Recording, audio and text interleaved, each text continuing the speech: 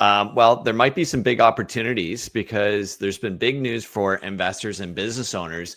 Canada is hitting the pause on the planned capital gains tax hike. So originally it was supposed to take effect this past June. And there was a big surge of sellers, of people trying to offload their investment properties, but it's now been pushed back to January 1st, 2026.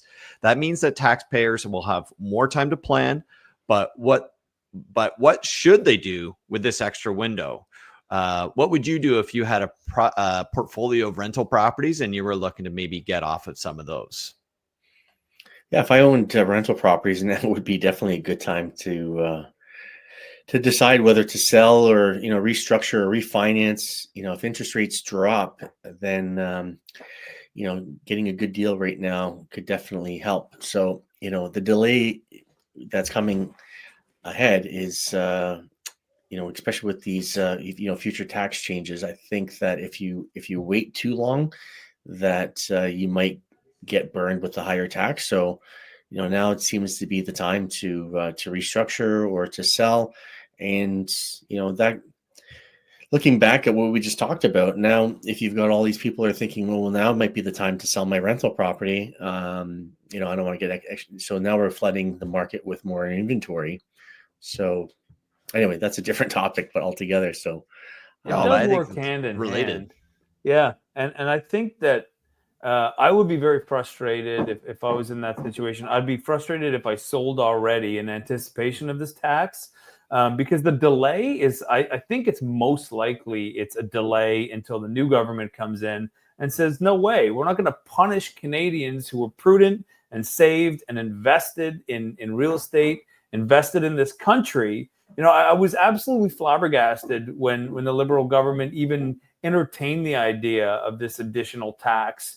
And the smug kind of presentation by a prime minister when he delivered the news of why, thinking that it's like it's based on some silver spoon philosophy, when I know a lot of people firsthand that really clawed and scraped, and while their friends were going out to nightclubs and drinking, they were saving up their money and they were purchasing investment properties, and then our government wants to punish them for doing the right thing. Absolutely ridiculous. So yeah. I think that if I had already sold, I'd be really annoyed. I'd be annoyed currently because of the uncertainty, especially because I would predict that this is going away, that this tax is never going to happen in the first place. But we already have this guy down south of the border that we have to worry about his unpredictability. Now we're worried about this unpredictability. We definitely are ready for some stability, so that people know what to do with their financial futures. So I hear where you're coming from, Vaughn. I still think that it was a necessary move to make investment properties less attractive for people with money. It was taking stock out of the supply. We've got a supply problem right now, and we have people with multiple properties. And sure, there are people that scraped and clawed and did everything they could to buy a second property, but I don't think those are the people that were thinking, I'm going to sell, I got to sell right away, I got to get out of this. They're in a long-term hold position, and one of the risks of real estate is changing rules, changing tax environments. We've had it as the capital gains tax as high as 75% in the 90s, brought on by the Conservative government. So these things do change over time, and you should expect that different governments would enact that.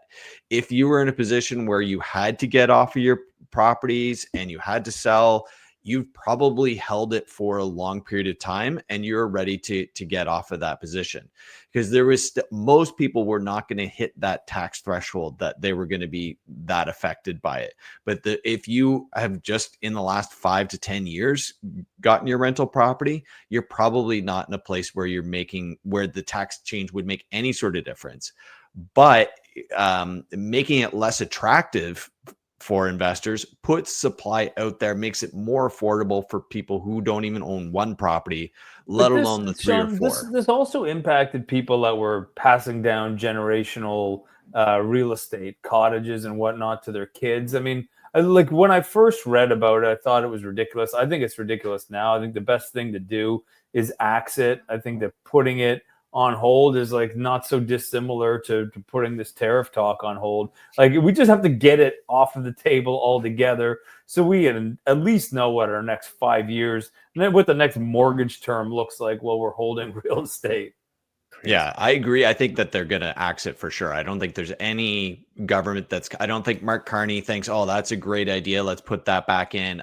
Pierre Poilievre is definitely not considering this as an option. Like, can you imagine him bringing that out? Like, he's so much around with the decline of foreign investment, just for other reasons altogether. I mean, we pulled a bunch of levers to try to slow down foreign investment. And now you can see what happened to our condo market. It's just sitting there stagnant because everybody wants to sell and get out. Like we just need the government to stop pulling so many levers so we can actually let market conditions sort of help dictate a more even flow.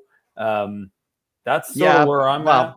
I don't know, but market conditions have led us to build way too many 1-bedroom condos for investors, and then not building enough supply for families and for people that like end users that would actually be able to live in them and take advantage for over a long period of time. We've only built things for investors.